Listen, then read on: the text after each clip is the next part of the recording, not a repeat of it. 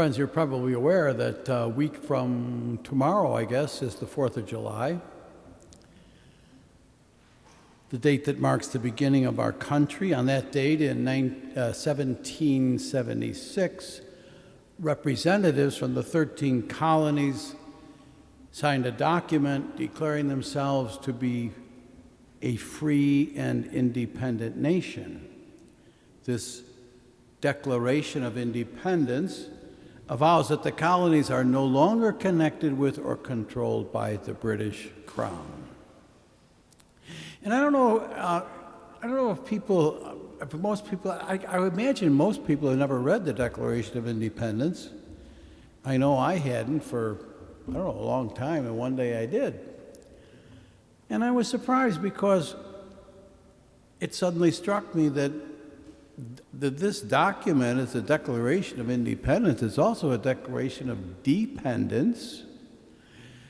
The last sentence just above the signature says this: "And for the support of this declaration, with a firm reliance on divine providence," dependence on God, "we mutually pledge to each other our lives, our fortunes, our sacred honor," depending on one another.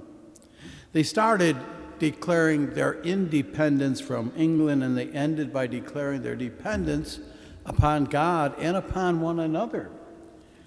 Now, that sounded a twofold emphasis. They struck a balance which we, their descendants, sometimes have not completely understood. We like to think of ourselves as independent people. We're proud of our liberation. We're proud of our freedom, our self-determination. But in the midst of that, we sometimes can lose sight of the counterbalancing truth that we are dependent. And if at any time we begin to think of ourselves as free and totally independent, life has a way of reminding us otherwise. And that truth stands out so clearly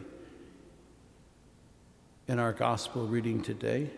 It reminds us of our dependence on God. It's a story of two miracles performed by Jesus, one having to do with death and the other having to do with disease. A synagogue official comes along to Jesus with an urgent plea. His daughter was critically ill.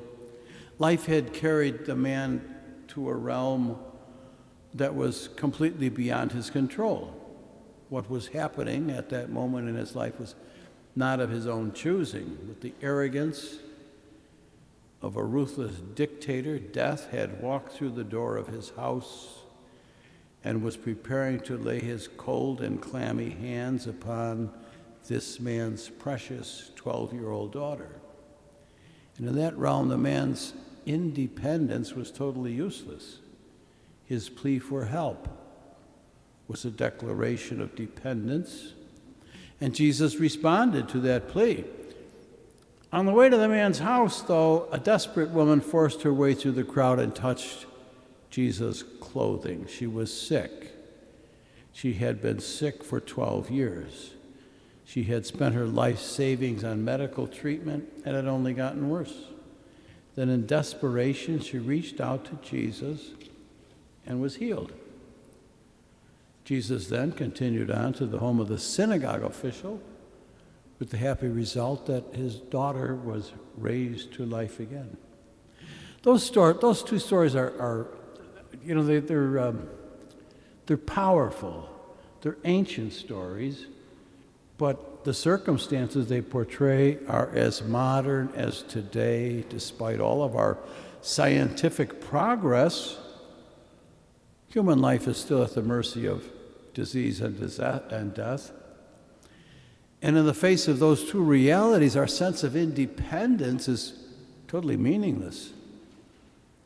They stand as stark reminders that we are still dependent, whether we like it or not. Of course, our dependence on God is not limited to times of desperation. On ordinary days, we breathe His air, we drink His water, we eat His food, we are warmed by the golden rays of His sun. We are dependent. Our reading from 2 Corinthians reminds us that we're also dependent on one another. I need you and you need me. As Paul traveled on from church to church, he was taking up a collection to help the Christians in Jerusalem. Due to persecution and economic discrimination, many of them were in desperate straits. So Paul said to the Christians in Corinth, your plenty at the present time should supply their needs, so that their surplus may in turn someday supply your needs.